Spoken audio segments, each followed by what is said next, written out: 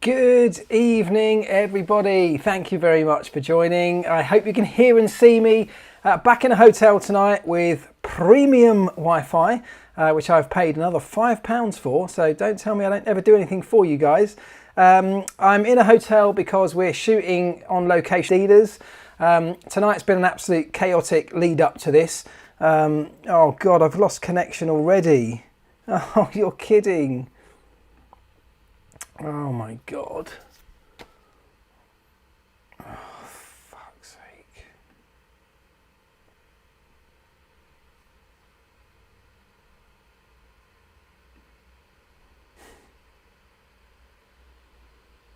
Fucking joking. Are you fucking kidding me?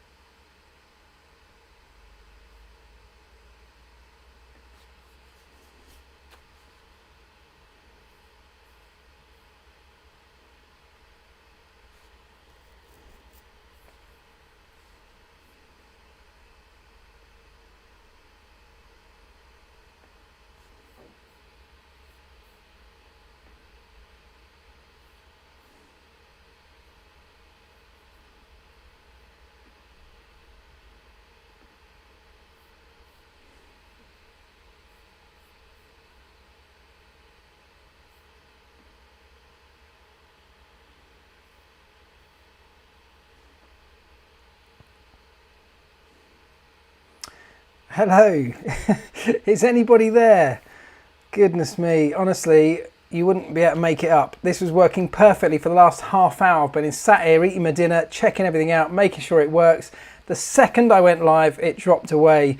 Right, there you go, I think we're back. Anyway, apologies for that, and it may well happen again. This is hotel Wi-Fi. I'm really sorry because it's really shit, I know. But there's not a lot else I can do. Thank you if you have managed to stick with me. Thanks for your patience. I'm in a hotel because we're shooting on location for Wheeler Dealers tomorrow. So I've had a 2-hour drive from our studio where we're filming today up to here. I've rushed in. I've done a COVID test ahead of the shoot tomorrow. Just about managed to get some dinner, which was the spiciest chili con carne ever. So I'm having to go beer o'clock early and wash it down. Thank you, but thank you for joining because we've got loads to talk about with F1. It's Monaco week, but because we skipped last week because at home the builders killed my Wi-Fi there as well. Wi-Fi has not been good to me recently. We do need to cover off a few things from last week because there are some questions. I know one or two of you have mentioned a couple of things that you want to talk about from last week. So keep those questions coming in. But of course, we're going to talk about Monaco. Of course, we're going to talk about that McLaren one-off livery. Which looks amazing. I'm sure you'll agree. It's a huge fanfare around it, but I think it looks great, and it's great they're doing some big activation for Monaco. That's how it used to be. It's a special race, and because the racing at Monaco isn't always the best, is it? In fact, if we're going to be really blunt, it's probably normally the worst when it comes to a racing spectacle. But the event itself is always spectacular because of the glitz and glamour around it, and it needs teams to do big sponsorship activations, to do big events and parties and celebrities and glitzy, glamorous things they wouldn't do at other races at Monaco to make it Monaco. So I'm pleased that McLaren have done just that. I'd love to know what you think on the livery itself because I think it looks really, really good as a car. But look, let's look ahead. Let's look back rather to the previous race and cover that off quickly. A couple of questions. I just want to start with one that Mariano Wallman sent in around the, you remember the flat tyre that came out in the pit stop for Giovinazzi. Mariano says, "Hi Mark, how is it possible to have a flat tyre in the rack as happened to Giovinazzi? Also, hats off to the mechanic that spotted it before fitting it to the car and the team for reacting quickly amid the chaos." So absolutely, first of all, great reactions from the team.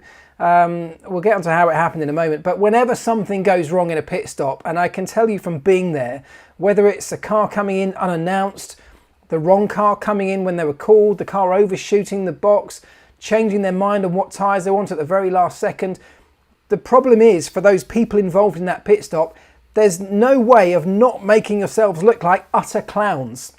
You're running around in what seems like utter chaos because it's normally such a smooth, slick, finely tuned process.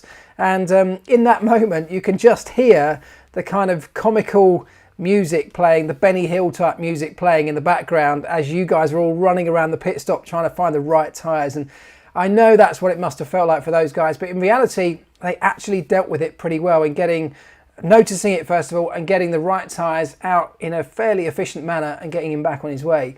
How it happened, I still don't know the absolute bottom to what happened, but what the process is that there's a tyre man, so a tyre man or woman, there's a tyre person whose job it is to prepare those tyres. Now either that person hasn't done their job properly, but that's highly unlikely because these are top quality professional people. So their job is to make sure all the tyres are first of all in the right stack, in the right order in that stack, got the right blankets on, are set to the right pressures, are heated to the right temperatures, and are given to the right people at the right time for the pit stop. So I can have to assume that all of that was done. I can only really assume after that it's either an actual puncture, which is very strange, or a faulty valve, which to me would be perhaps the more likely of those scenarios.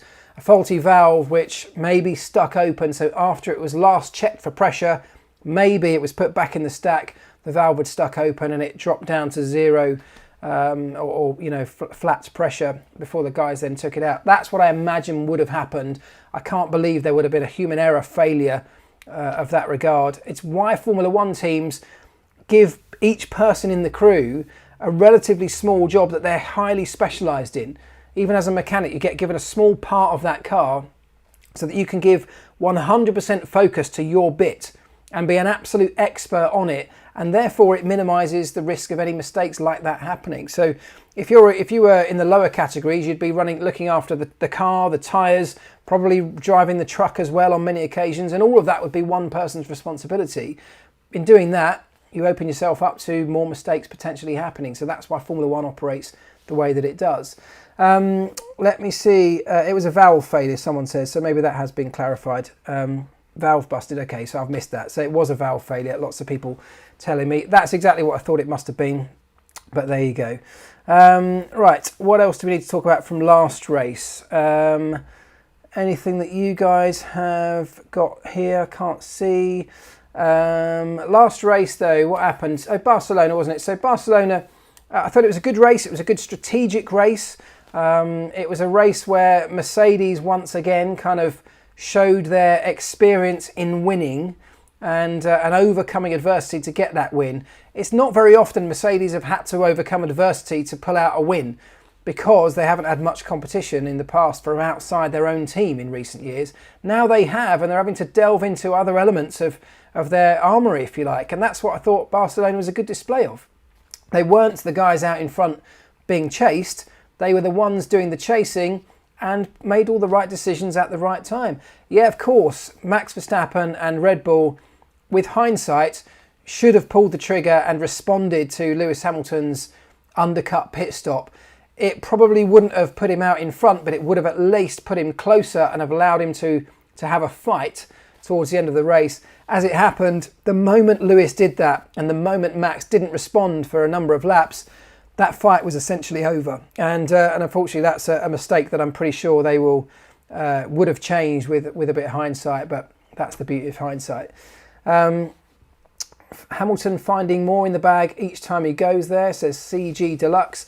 Lewis Hamilton, I think, is at his peak. And I probably would have said that last year. So he's still finding his peak. He's still getting better, which is an amazing place for him and for Mercedes at his age. But this is where the difference between him and Max may well be the difference between who wins this championship or not. Both excellent drivers, both excellent racers, excellent qualifiers. They both know how to get the best out of their car in certain situations. What Lewis has that Max simply can't possibly have is the years of experience. And that might end up being the difference between these two. They're quite closely matched. And it might come down to moments like last weekend, making those critical decisions in the heat of battle with the benefit of all of your years of success, successful experience in the back pocket. Something that Red Bull, of course, they've had success, but it's not been for a number of years now. That could be the difference this year. So I thought that was quite interesting. I think they hoped for a late safety car. Yeah, of course, that's why they were doing it, but that was obviously a massive gamble. The problem was, in reality, Lewis had the advantage at that point. He probably had a slightly faster car anyway. It was definitely looking after its tyres better. So he had the opportunity to pull the trigger. He was sitting there with the cards able to play them, whereas Max kind of had to react. Max couldn't go first because of the age of his tyres, so he had to wait. Lewis then had the opportunity to go early, and it played out that way. So ultimately, Max and Red Bull just weren't fast enough to build enough of a gap out in front to prevent that from happening. And as soon as they couldn't do that, Lewis and Mercedes then had essentially the advantage, even though they were sitting in second place. But that comes down to a track like Barcelona where, all right, it's difficult to overtake, but it's definitely possible with the benefit of things like DRS. This weekend, we go to Monaco where it's a whole different story. Not easy to overtake. It's not impossible, but it's very, very difficult, as we all know. So it all comes down to qualifying.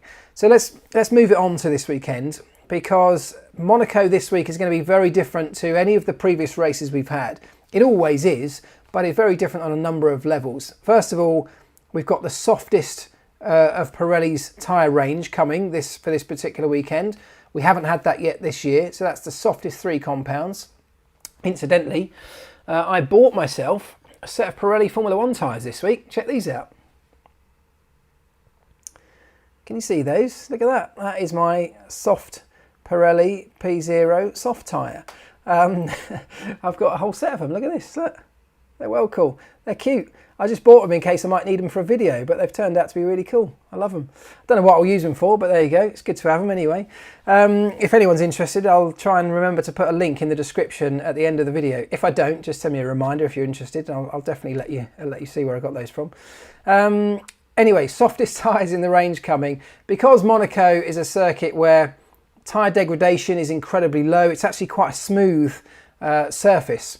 So degradation's low, wear is low, and so the softest end of the range is the obvious choice.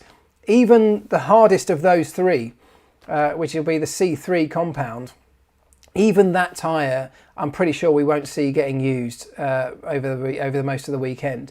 It's going to be all about the soft and the medium when it comes to qualifying. The soft, obviously, soft and medium in the race. Almost certainly a one-stop race.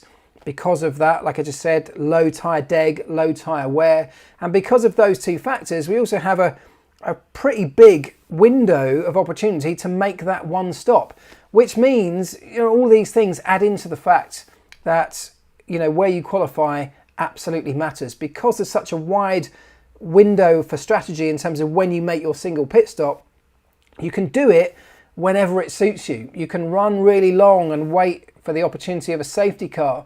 And if a safety car doesn't come, you can build a gap and then try and slot yourself into a gap. So you have some freedom as to when you make your one and only pit stop. And particularly if you're the leader, you have that ability to try and open up a bit of a gap, to try and find a gap in the traffic to slot yourself into.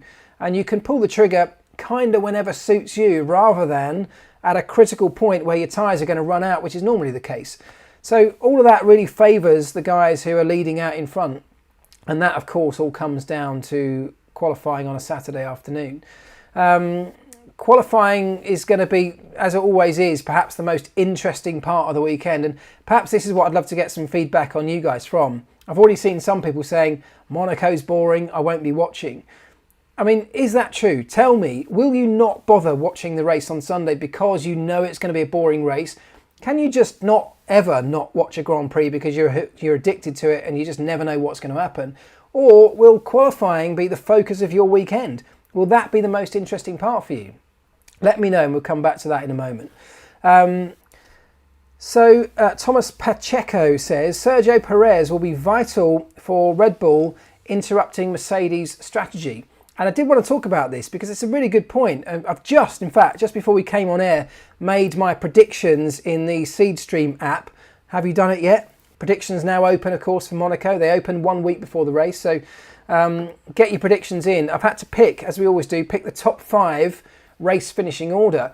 And it's quite a tricky one because, well, I can tell you what I've gone for. I went for Verstappen for the win. I've gone for Lewis second. I've gone for Valtteri Bottas third. I've gone for Daniel Ricciardo in fourth. And I've gone for Charles Leclerc in fifth. Now, you may agree or disagree, and going on my record so far, you're probably right to disagree. But you may notice that I haven't got Sergio Perez in there, and that's an interesting and difficult call to make. But Sergio has not yet got himself fully comfortable with that car. In fact, a long way from being fully comfortable.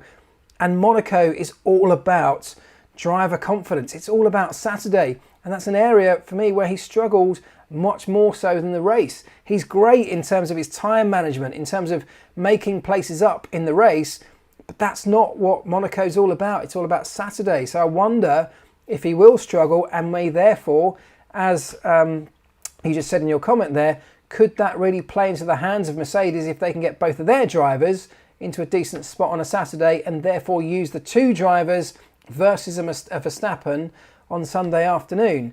Let me see what you guys are saying here.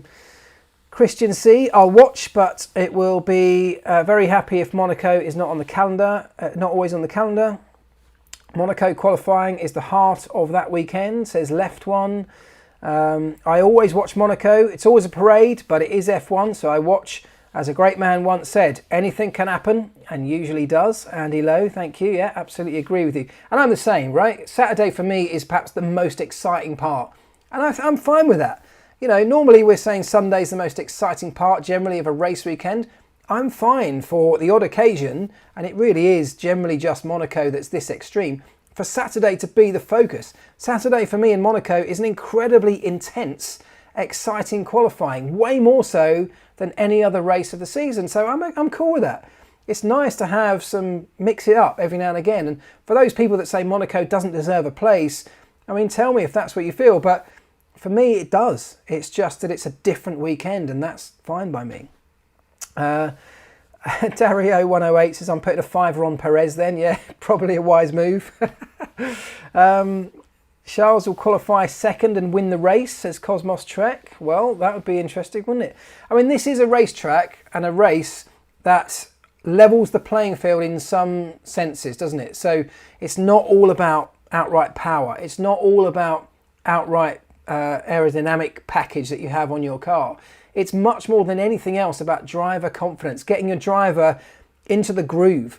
And, you know, when we were going to Monaco with McLaren, in every other race, you'd spend all of Friday and Saturday morning fine-tuning the car, tweaking setups, trying different things, going a bit further one way, then swinging back the other way, just finding out which way you land best. Monaco's not like that. Monaco is all about just giving the driver lap after lap after lap, as many laps as possible, to fine-tune his own driving, much more than anything you can do with the car. In fact, what you don't want to do is make big sweeping changes to the setup in Monaco, because the driver then struggles to get himself into a groove where he's comfortable. And look, this year is going to be even more tricky for drivers, particularly the new drivers, because we've only got 60 minutes of qualifying in the of practice in FP1, same again in FP2, as opposed to the 90 minutes we normally have. Less time on track, less time to get yourself in that groove. And also, if you do have a problem, if you have an accident or a car failure, but particularly an accident, if a driver makes a mistake, not having that huge amount of that hour and a half of a session to overcome the mistake and get yourself back in the groove can be a massive hindrance for the rest of the weekend. I've been there in weekends where a driver's had an accident in FP1, and it kind of gets worse from there because the confidence is gone. They hit the barrier in the next session, and you can almost write your weekend off there because the driver's lost confidence. He's never going to get back up to speed fully, and when they're not up to speed, they're trying harder, they make more mistakes, and it's a vicious spiral. Let's see what you guys are saying here. Russell to get into the third stage of qualifying, says Paul Allen. Very possible this weekend. For those reasons that I just said, about driver confidence is worth much more lap time than anything to do with the car on this particular racetrack, so definitely a possibility. Most drivers will be home for dinner after the race. Yeah, that's true of many of them, isn't it? A lot of them do live in Monaco, of course. I always wonder about that, by the way, whether, these drivers that do go home on an evening in Monaco, and it's not all of them, many of them live in Switzerland and other places around the world, but those that live in Monaco and go home, I always wonder how good or bad that is, and of course it'll be different for different people. Going back to your home, on one hand, could be great, could be nice and relaxing, could be a nice break from the stress of the day to depressurize and whatever else. But on the other hand, it's a change from your normal scenario. Your normal scenario over a race weekend is to debrief in the garage, eventually go back to your hotel, maybe go for dinner with your trainer as a driver or some key friends. But if you're going back to your own house and maybe you've got friends around, or it's just something different, and breaking from the normal routine, I'm not sure is always a good thing, but we'll see. How many penalty points will Mazepin get this race? Ryan Collins. Well, without focusing too heavily on Mazepin, he is going to struggle, isn't he? Because he's struggling anyway. We talked about driver confidence being absolutely key. He doesn't have a huge amount of it anyway yet. And if he does make a mistake early on, that will compound as the race weekend goes on. And I do feel for him. He's going to have to take it very steady and gradually build himself up, as will other drivers. Same for Schumacher as well. These are new experiences for these guys. Latifi as well hasn't yet driven an F1 car around Monaco because we didn't go there last year. So these guys are going to have to gradually work their way up and not try and blitz their way in FP1 to some staggering lap time. It's about gradually building yourself up as the weekend goes on and hopefully peaking on a Saturday afternoon. How powerful is the undercut? Not powerful enough, unfortunately. The problem here with Monaco is that you have the ability, so during the race, for example, you very rarely get drivers pushing to the limit because you don't need to, unless you're desperately trying to build a gap. So the guys in front will be operating at a pace that's comfortable to sustain and to manage tyres. So they don't even need to manage tyres too much. It's a sustainable pace. They can get into a groove and do lap after lap. If somebody pulls the trigger behind them, the guy in second place, and goes for an undercut, the driver in front, more often than not, still has pace available because they're not operating at the limit, because there's very little danger of somebody overtaking them. And so if they have to eke out a bit more pace because there's a risk of an undercut, they can generally do it. So it doesn't tend to work here very often.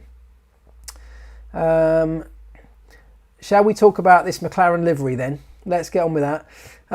With the new McLaren, the new livery by McLaren, do you think F1 should go the way of NASCAR and allow different liveries for each car? Maybe allow more sponsors on the cars and more financial boost for the teams. So that's a slightly tricky one in that, do you remember we sort of, BAR tried it. Do you remember back in the day when they came in, both cars painted in different liveries? It was outlawed, and it is still outlawed in the regulations. So there's a regulation that says both cars need to be painted in substantially the same livery, I think it's termed, something like that. And it's only a legacy rule. So the only reason it's in there is kind of to keep identity for each team. And that's why it's there. The teams always wanted that in the beginning because, Ferrari want their team to be associated with red. Aston Martin will want theirs to be green, and so on and so on. Teams had a livery which was their branding. When it comes to smaller teams who are desperate for cash and want a driver to come in with big bucks, then there becomes an opportunity for those smaller teams to sell the branding or the livery on one of their cars and sell a different livery on one of their other cars to another sponsor. So it's a difficult one, and it comes down to personal preference. There's no real reason why that regulation exists other than tradition.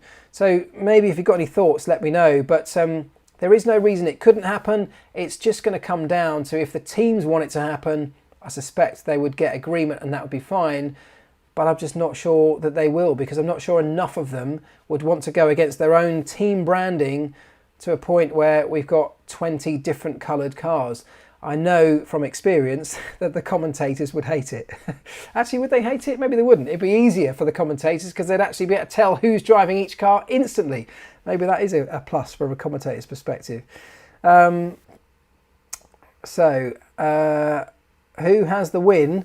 I'm going to say Verstappen for the win because I think he's got great qualifying performance right now, very comfortable. I mean, it's on a knife edge, isn't it? It could go either way, but you've seen how close they all are in qualifying performance. I just think that given that this is Monaco, given that a lot of it comes down to aggression and precision, if Max can get it right, maybe he'll just about sneak it, but it really could go either way. Are McLaren still in financial trouble then, says Christopher Allwood. Are they in financial trouble? I don't think they're in trouble. I definitely think, like anybody who's coming out of financial trouble, they have had to leverage a huge amount of debt. They have had to sell portions of the team. You'll have read they've done a sale of the MTC and leasing it back. So then I think they're stabilised. They're stabilised financially as far as I know, and I'm not privy to their accounts, obviously, but they are stabilised with the deals that they've been doing, and I think they are building for a future. So I don't think they're precarious, but they are not in a situation where they are sitting with a huge amount of their own money in the bank. But then you tell me a Formula One team that is. Right. Hang on. All right. Okay. Will Danny Rick's experience at Monaco count this year, John Norris? Yes, I believe it will. This is again why I put Danny Rick in my top 5 for Monaco, because whilst he hasn't yet managed to get the best out of a car over a regular circuit, it requires something very different at Monaco. It's much more about having a compliant car that can ride the bumps and the curbs, that the drivers can throw in with confidence into these corners. And then, as I said, it comes down to the driver, once he's got that confidence in the car, knowing where he can position it and being able to do that over and over again. Danny Rick has proved himself to be very strong around this circuit. And I feel like if they can get a fairly neutral car for him at some point over the course of Friday, he's in a really great position to make his driving ability make the difference around this track. So yeah, I think he could well do very well. Will Perez get the car underneath him soon? Well, I mean, I think he will gradually get there, but it is just tricky. It's a slow process, and we are seeing it, as we've talked about before, with all the new drivers or drivers that have moved to new teams. We've seen that quite a lot, where drivers are really struggling with less seat time, less track time, less simulator time to get a full understanding of their cars. And I think it is just going to take more time than normal. And also, we're not going to get major updates bringing to these cars. So teams are not going to be able to address problems that drivers are facing in the same way that they normally would. So actually, drivers are going to have to, in some regards, just deal with the problems rather than be able to have the team fix some of those problems. And that, again, takes longer than normal. So I think that's part of all this whole problem. But, Perez is an experienced guy. Daniel Ricciardo is an experienced guy. Carlos Sainz seems like he's starting to get his head around the troubles or the difficulties at Ferrari. So I'm sure they will get there. It is taking time, though. And by the time Sergio Perez does get there on a consistent enough basis, will Mercedes have pulled away in the championship to a point where it becomes unrecoverable? Who knows? Which team and car should perform best in Monaco, says Pieter Devlu.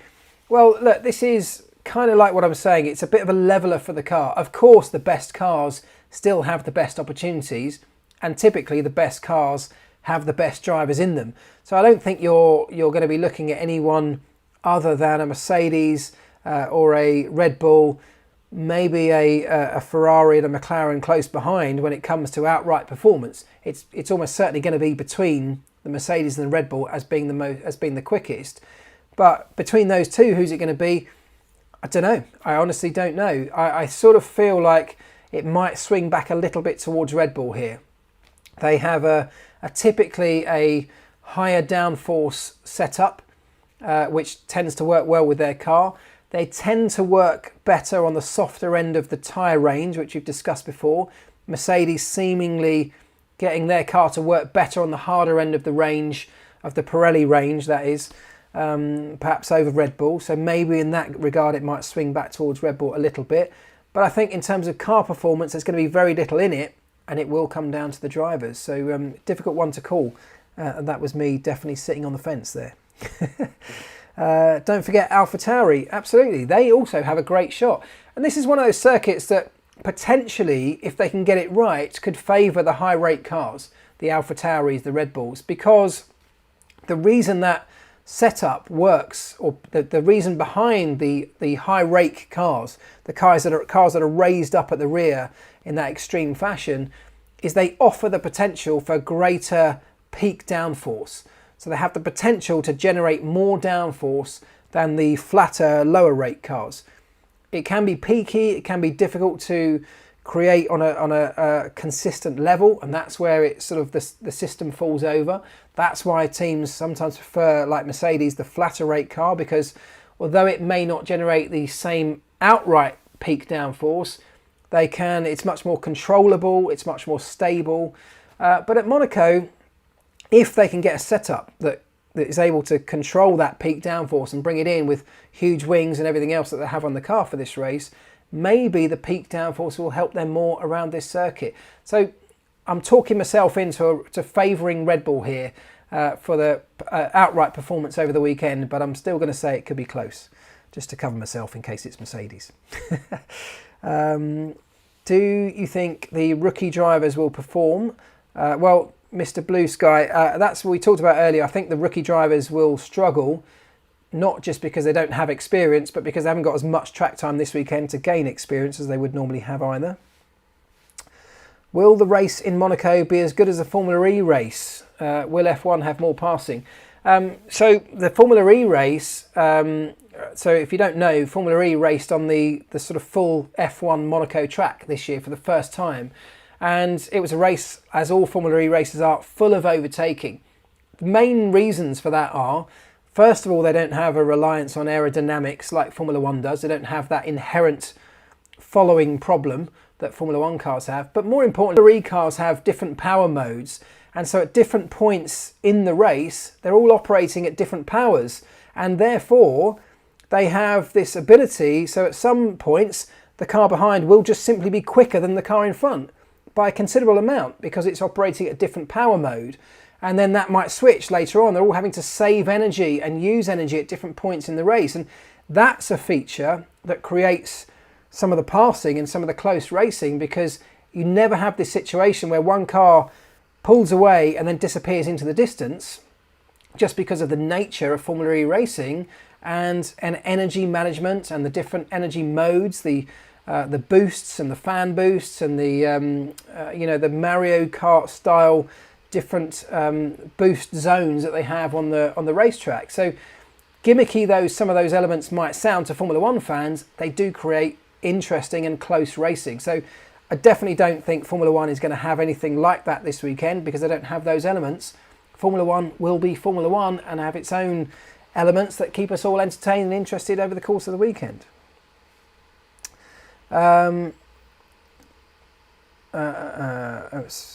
What's wrong with Aston Martin? What's wrong with Aston Martin? That's a big question. I think Aston Martin, so I've got a theory. I mean, I don't know the answer to this, only they do. But I've got a theory on this. I feel like, first of all, they have got a driver in Lance Stroll who I think is actually doing okay, but I don't think anyone would categorise him as a top-tier driver. Sebastian Vettel all right, 4-time world champion, but he's not operating as a top tier driver right now and hasn't been for some time. So if you take him on his current status, you wouldn't put him as a top tier driver either. So if we take that and say they've got 2 drivers that are not in the top tier of performance level, that's one element that's working against them. But then they've got their car, which, if you remember last year, the pink Mercedes, they essentially copied the Mercedes layout and strategy in terms of car design from the year before, which was a huge departure from what they'd spent the last, I don't know, 7-8 years building up to, with these high rate cars that they're totally different aero concept they'd had before that. So huge change last year to copy someone else's design, and now we get into a second year of that new concept for them, with a big rule change, a big aerodynamic rule change. And there is a theory that says maybe because it was just a copy and paste design, they don't have the full understanding that you would have if you'd developed to that point over years of what the concept is like, how it works, what tweaks here and there will have what effects further down the line. And that might sound like a simplistic explanation of that, and it probably is, but it may go some way to explaining why they had great performance with that car last year. This year they've applied these new aero tweaks that the rules have demanded, and they haven't been able to make those work within the concept of their car, and now they seem some way off the pace. So that's just a theory of mine with nothing much to back it up in terms of evidence, but that's just looking from the outside what I might presume could be in some way to play for, part for it. Aston need a flexi wing. Let's talk flexi wings, because we had a really interesting discussion. Those of you on the SeedStream app may well have seen this. I posted a video on there earlier this week, just asking some questions about your thoughts on flexi wings. The main concept of what I was saying was, what do you guys, and you can feel free to chip in with this, what do you think of this, right? Flexi wings. The Red Bull car is perfectly legal, as are all the cars right now. They all pass the wing load tests. And what they do with that is, in the garage or in the pit lane, the FIA literally place a big weight at certain points on the rear wing, and they measure how much flex it has. It's literally as simple as that. So that fixed load is the load that's specified in the regulations for the test. As long as it doesn't move more than the specified allowed amount in that load test, it's legal. Every team passes that test, including Red Bull. But what every team has been working on for years, and Red Bull have always been at the forefront of this, is working on advanced carbon structures, different layup designs of how the weaves of the carbon are intertwined with each other to allow flex at the very highest loads. So the load that goes on the rear wing in the pit lane, it stays solid enough and doesn't move to pass that test. But when it gets out onto a really high speed circuit where the load gets even greater, the maximum load on the wing, well, then the carbon is designed to deform and allow that wing to rotate backwards, dumping a bunch of drag and increasing the top speed. So if that's what they're doing, what are your thoughts on that? Should that be banned, first of all, which it's about to be, because at the French Grand Prix, they're going to bring in a more stringent test, which will essentially, I think, be increased loads for that static load test. So should that happen? And is it wrong that Red Bull are doing this? Because the FIA, in my book, they write the rules. They don't write the spirit of those rules. They write the rules and a test, and you must pass that test, and then your car's legal. They don't say, okay, we want you to pass this test, but whatever you do, we don't really want you to do this because what we're trying to achieve is this. It's got to be black and white. So they set some rules, and the teams then go about trying to find loopholes and exploiting some of those. So is it clever? Is it ingenious? Is it inventive from Red Bull? Or is it cheating? What are your thoughts? Or somewhere in between? Shouldn't be banned. Great in engineering, says Will185. It's about the letter of the law versus the spirit of the law. Doug Huff, absolutely. Flexi wing should be illegal, says John Valliam Bailey. Pieter Devlu, clever engineering should not be banned, but it will be. The load test is at fault, says Phantom Tetra. The load test is at fault. Potentially that's true. The reason they don't put the very maximum, the point is, right, if you ever see one of these load tests happening, it's a hell of a weight. It makes you wince when they put this weight on the rear wing, and it does flex. And let's be clear, everybody has a flexi wing. Everybody. Every aerodynamic component on everybody's car flexes under load. It simply has to, otherwise it breaks. So what we're talking about here is a level of how much flex is allowed. They put this load on, which is huge. I forget the actual numbers. And it flexes and it creaks and groans. And as a mechanic or an engineer, you sort of look at it through, clenched fingers. And what they're going to do is make that weight even heavier. What they probably can't ever do is get to the maximum load that wing can see. Because if you're doing that, you're close to potentially breaking the wing. So they have to go to a level that they think is pretty high, reasonably close to the upper limit, but not so close to the upper limit that they risk breaking the wing in the load test. So that's the reason behind it. But I'm with whoever just said there, it's clever engineering, because I get that there's a spirit of the law, they don't want flexi wings, but even if they increase this load test, there is potential for the teams to try and find a way to go just beyond that with a little bit more flex at the very highest speeds and highest loads. And the other element to this is that, and I'm not saying this is a consideration for the FIA, but if they do come along, they are going to come along, put a stricter load test, it means Red Bull will have to change their wing design, and essentially what it will probably end up doing is playing into the hands of Mercedes, which could end up handing them, at least to some degree, an easier path to yet another championship in the first year where we've got close racing with a team outside of that Mercedes garage taking part in a championship fight. Now, I'm not saying we should change the rules just because the fight's close. We shouldn't do it. If we think the rules need changing, we need to change them. But my question is, should we be doing that? It's a bit like DAS. Should we just be outlawing things because someone's thought it up for the first time or someone's been clever about the way they engineer it? It would be a bummer if it robs us of the Marc and Red Bull fight, says Thomas Shea. I agree. It would be a real shame. Funny that there's complaints about Red Bull's tech for once. Yeah. Would Lewis be able to see this flex by driving behind the Red Bull? I doubt that very much. So this Lewis Hamilton is the one that really brought this, at least to the media attention, by mentioning it, I think, in a press conference. I'd be very surprised if it's Lewis that's actually noticed it. It'll be a big topic of discussion inside the Mercedes garage. The engineers will have seen it. They will have analysed it. They will see how much it's flexing. It will have been a discussion in the debriefs or the briefs. And Lewis will then have mentioned it to the media, and this whole thing has escalated. I don't imagine the FIA are responding to Lewis's comments. I would very much imagine that Red Bull, if it's been a discussion in their garage, will have gone to the FIA, will have gone to Michael Massey or to the FIA technical delegate, Joe Bauer, and said, have you seen this? Just want to check, is this legal? Are we allowed to do this? That's often how these things work. And then the FIA will issue a clarification, which is kind of what's happened. They shouldn't change the rules once the season has started, says JD. That's another really good point. What do we think of this? Should the rules be changed? With DAS, when it came to DAS last year, they allowed it to play out for the season, even though for the following season it was being outlawed. And even though the FIA knew about it before the season had started.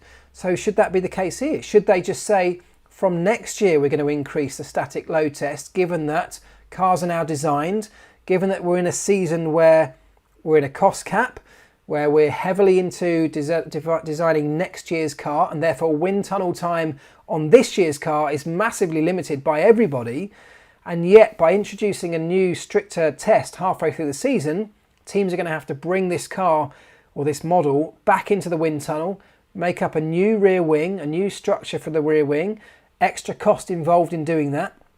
So there are a lot of question marks around this. I think my own feeling is if they do want to outlaw it, it should be something that gets outlawed further down the line, i.e. next season. A stricter load test coming in between seasons rather than midway through. But that's just my opinion.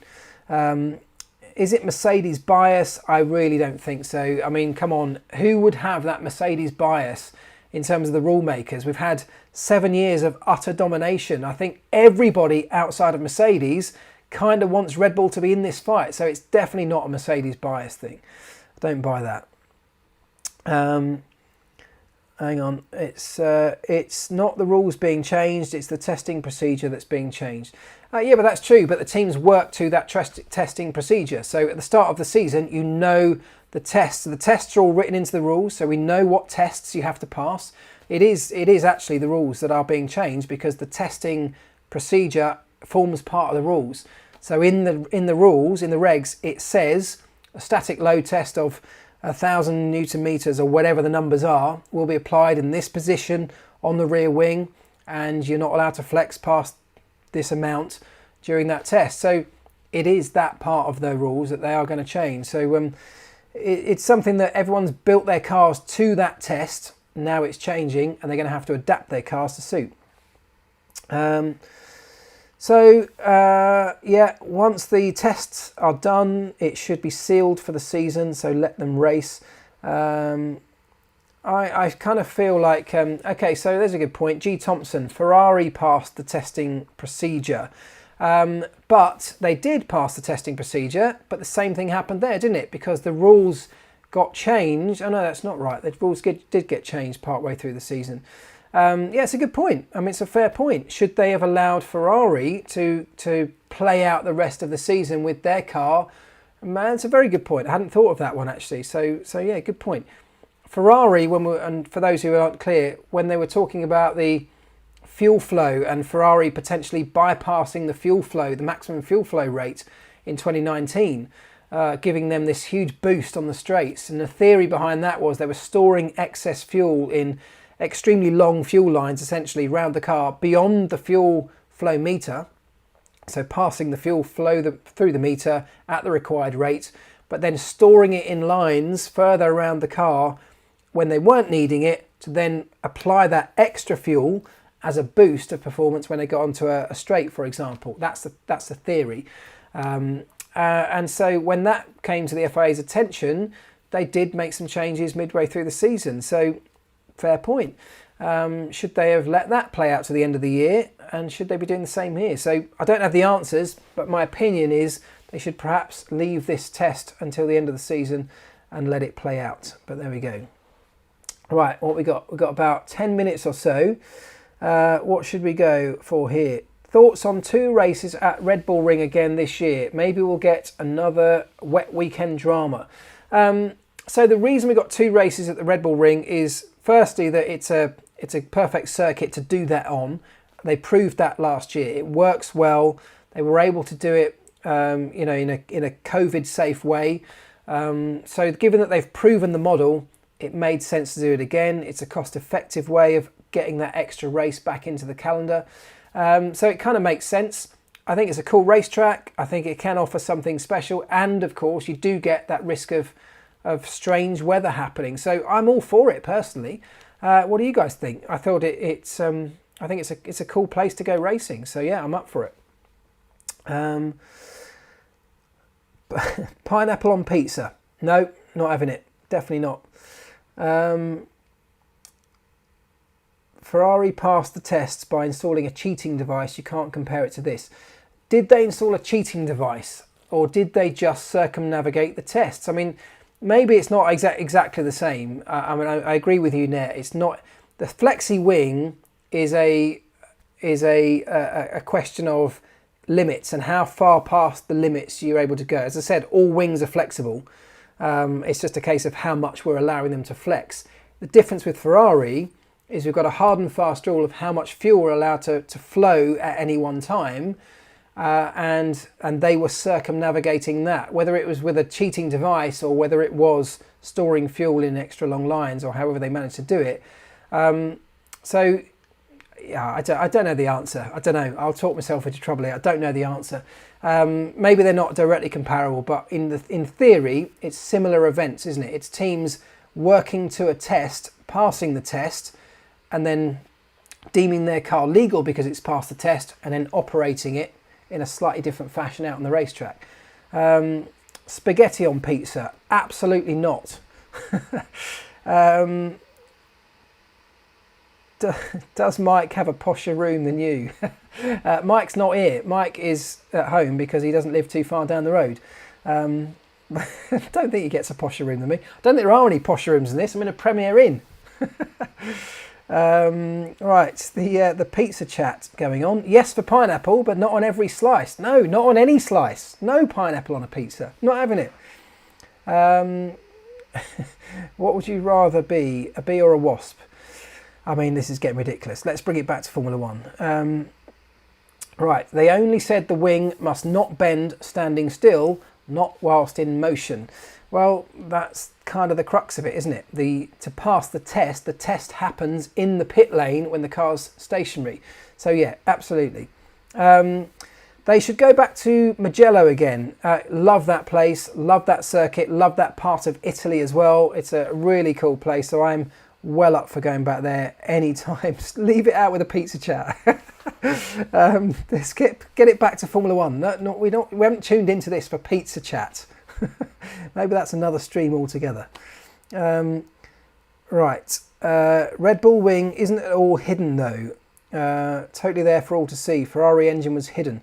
No, I'm not having that, because the Red Bull wing is obviously there for all to see. The way it works is totally hidden, because it's hidden from view of the test. It passes the test in the same way that the Ferrari passed the test in terms of passing the sensor.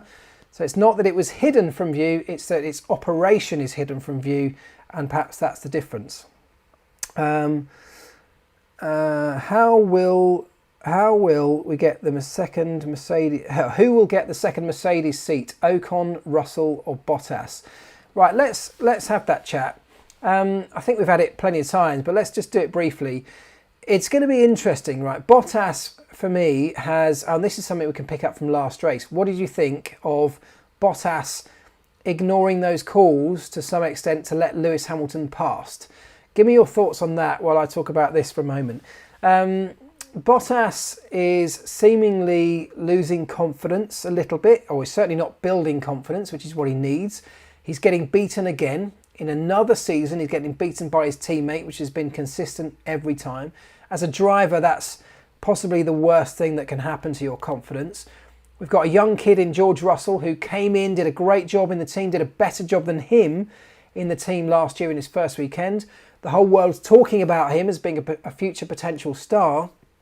If you're a driver, in terms of your mental state, Valtteri has got to be incredibly strong to overcome that. And I'm not sure he's strong enough to turn it around into something that could eventually turn him into a world champion.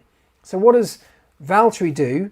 He maybe stands up for himself and fights for himself with an eye on a future drive somewhere else. And maybe that's what happened last weekend with Lewis Hamilton coming up behind him in Barcelona. Do you, though, as Mercedes, want to keep the status quo of having Valtteri in there, who's quick enough in the most part? But that's another question mark, because is he quick enough now they've got outside competition? Or do you want to upset the apple cart and bring in a young, ambitious kid in George Russell who could well challenge Lewis Hamilton and might upset the balance they have in that team? Sorry, I'm just reading the Bottas to pizza delivery boy messages. Right, Bottas is lucky to be in a Merc. Russell should be in there this year.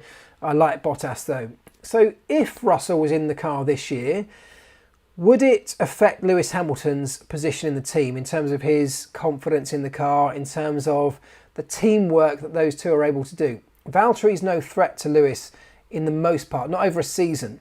And therefore, as a team, they've got almost the perfect dynamic.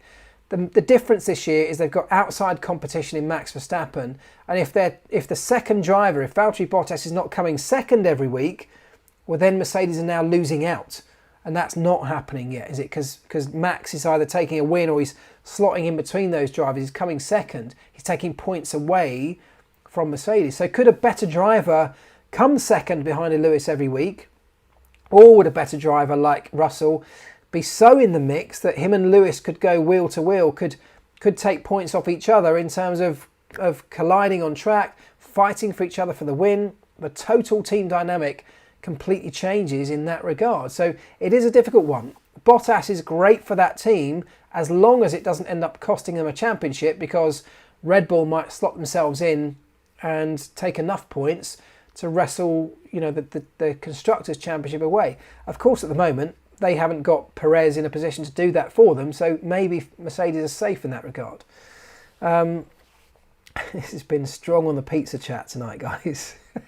Does Bottas like pineapple on pizza? Answer, he has whatever Lewis has. Stop it. Right. Perhaps Lewis will retire and Russell will join Bottas. I don't think so. And the reason I don't think so yet is that I really feel like, first of all, Lewis, as I said earlier, is still kind of peaking. He's still getting better and better. He's at the top of his game. And, there's a very high chance he could take his 8th World Championship this year. But I think there's going to be a really strong pull next year to trying out the new machinery. Whole rules reset on Formula One for next year. I think as a driver, if you have the opportunity, you're going to be so intrigued as to what that's going to be like. I'm not sure many would just give up voluntarily the opportunity to race, at least in 2022.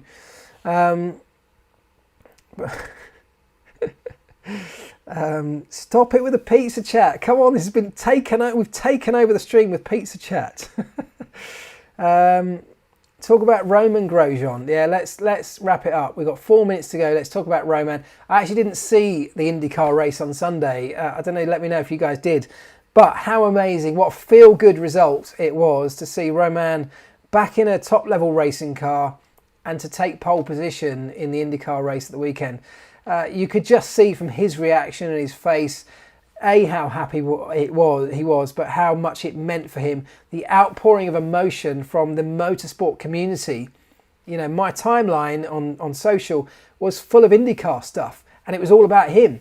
And it's not normally like that. So, that was great to see. I was really pleased for him. He got P2 in the race on Sunday, which was just a great result. And it really will bring him his confidence back in a car. It will boost his confidence to an incredible level. And as I said, it was a real feel-good moment in motorsport terms. So huge congratulations to him. I'm really pleased for him. Also really nice he's going to get a run out in the Mercedes F1 car. What a great touch that was from Toto and from Mercedes. And it looks like they're going to see that through. So he'll get a really nice send-off, hopefully in front of his own fans at Paul Ricard as well, which will be a really nice way to round off his Formula One career. So yeah, real good vibes coming out of Roman Grosjean's world this weekend. Really, really good.